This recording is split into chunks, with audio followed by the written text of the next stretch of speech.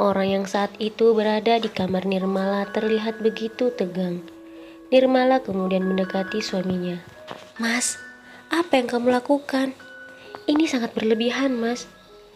Mbak Lara sudah sangat baik dan peduli dengan anak kita. Tidak seharusnya Mas meragukannya, Mas."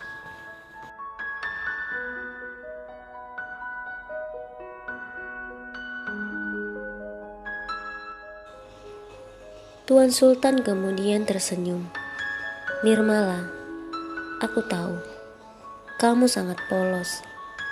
Kamu tidak akan pernah menyangka orang yang selama ini sangat baik di hadapanmu bisa saja secara diam-diam menaruh racun pada makanan ataupun minumanmu." Nirmala semakin tidak mengerti maksud perkataan suaminya. "Kamu bicara apa, Mas?"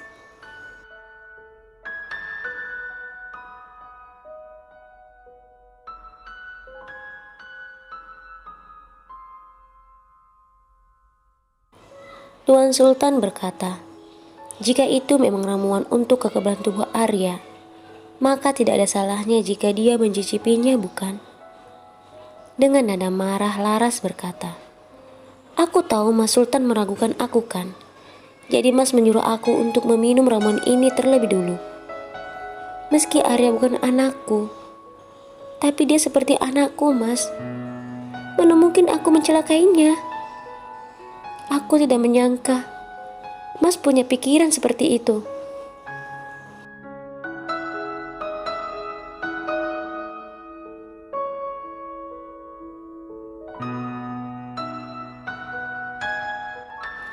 Tuan Sultan kemudian berkata, "Kalau begitu berikan ramuan itu padaku, Laras.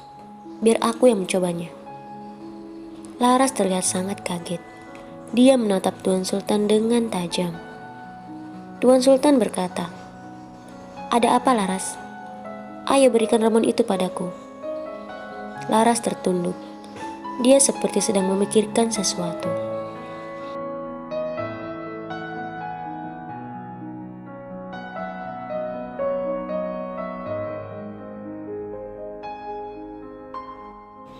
Lalu Tuan Sultan mendekatinya dan berkata, "Kenapa, Laras?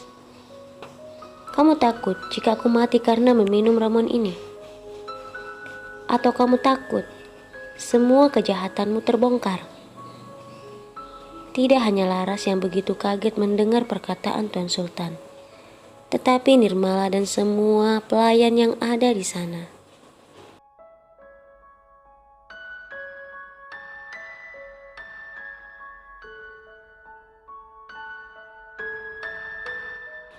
Nirmala kembali berkata, "Mas."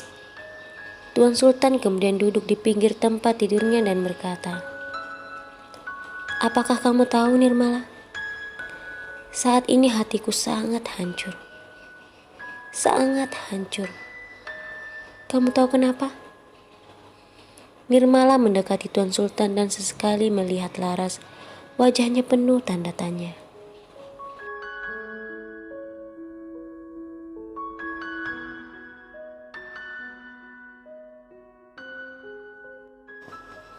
Tuan Sultan memegang dadanya dan melihat Laras yang berdiri di hadapannya.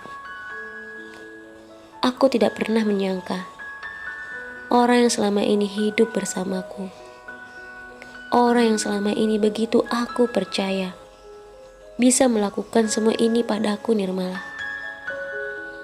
Tiba-tiba air mata Tuan Sultan mengalir.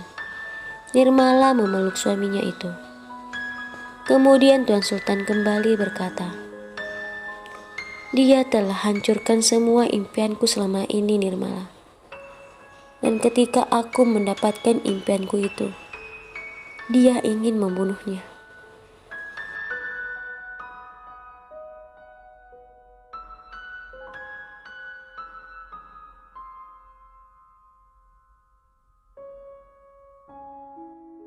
Nirmala yang terlihat bingung berkata, "Maksudmu apa, Mas? Apa yang kamu katakan?" Tuan Sultan kembali berdiri. Dia menatap Laras tajam dan berkata, "Apa kamu tahu, Nirmala? Dewi telah melakukan hal yang benar dengan menyuruhmu pergi dari rumah ini."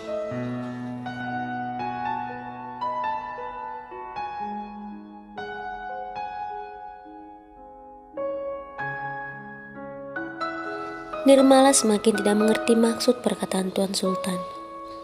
Begitu pula Laras, hanya berdiri menunduk mendengar perkataan Tuan Sultan. Malam itu tiba-tiba Dewi menyuruhmu pergi dari rumah ini, karena ingin menyelamatkanmu dari penyihir ini, Nirmala. Mendengar perkataan Tuan Sultan, Nirmala menutup mulutnya dan berkata, "Penyihir?"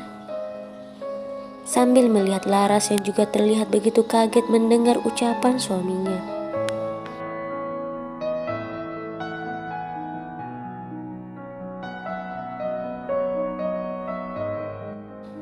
Iya, Nirmala.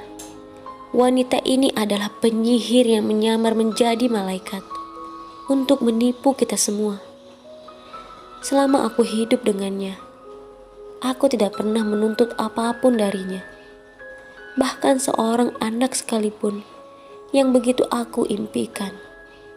Karena aku sadar, manusia tidak punya kuasa untuk hal itu, kata Tuan Sultan.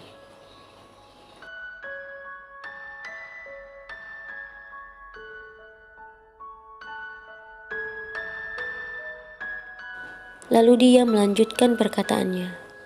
Bahkan pernikahanku dengan Dewi pun karena permintaannya. Tapi apa kamu tahu, Nirmala? Setelah pernikahanku dengan Dewi, dia melakukan hal yang tidak pernah terbayang olehku. Dia memberi Dewi ramuan agar Dewi tidak bisa memiliki anak, sama halnya dengan dirinya.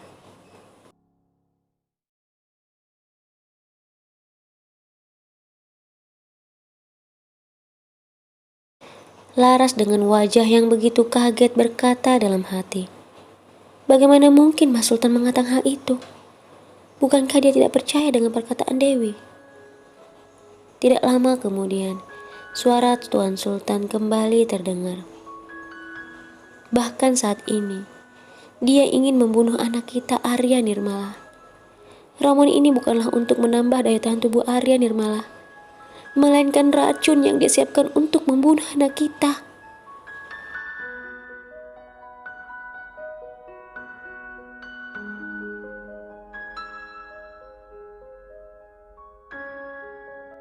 Nirmala yang terlihat begitu kaget seakan tidak percaya dengan apa yang baru saja Tuan Sultan katakan berkata, "Apa?"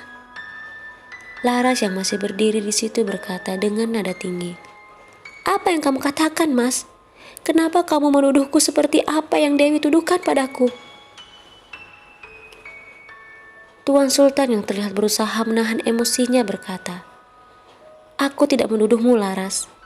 Asal kamu tahu saja, pergi memancing hanyalah sebuah alasan agar aku bisa membuktikan apa yang dikatakan Dewi padaku."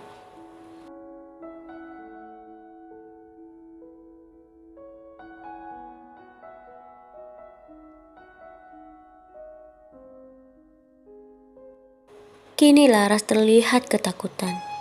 Dia sedang berpikir entah apa yang akan dilakukan Tuan Sultan padanya. "Dan aku telah membuktikannya, Laras. Selama ini kamu telah bekerja sama dengan nenek sihir itu untuk menghancurkan aku. Aku telah salah menilaimu selama ini, Laras. Kamu telah berhasil membuat aku mengusir Dewi dari rumah ini. Tapi kamu tidak akan pernah bisa membunuh anakku, Laras. Tidak akan pernah bisa."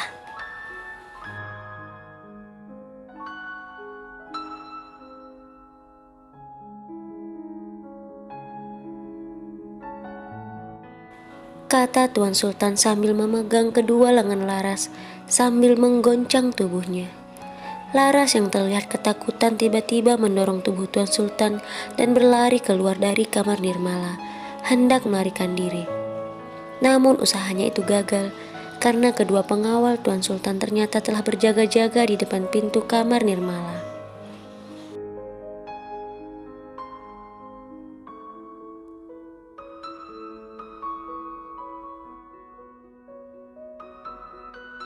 Semua orang yang terlihat tegang kini berada di ruang keluarga, tempat di mana kedua pengawal Tuan Sultan sedang mengikat kedua tangan Laras dan memegangnya erat. Laras berteriak kepada Tuan Sultan yang berdiri di hadapannya, "Lepaskan aku, Mas! Kamu tidak pantas memperlakukan aku seperti ini.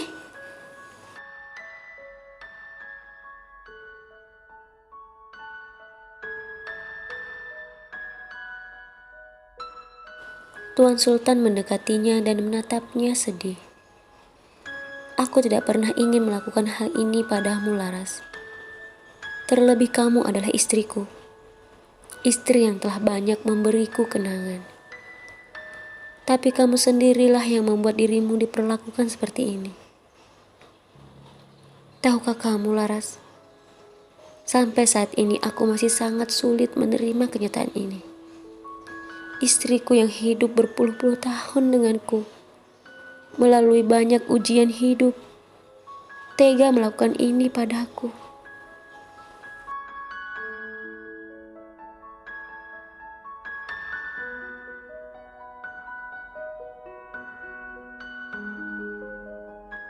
Laras kembali berteriak padanya.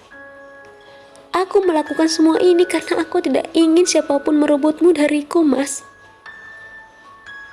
Tuan Sultan membelai wajah Laras. Tidak ada yang ingin merebutku darimu, Laras. Kamu tetaplah istri pertamaku, yang lebih kuasa atas diriku, atas hartaku, dan hidupku.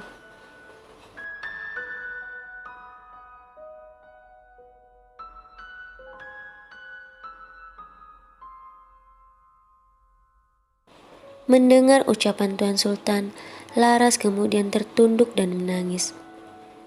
Tuan Sultan memeluknya dan berkata, "Rasa cemburumu telah menutup mata dan hatimu, Laras.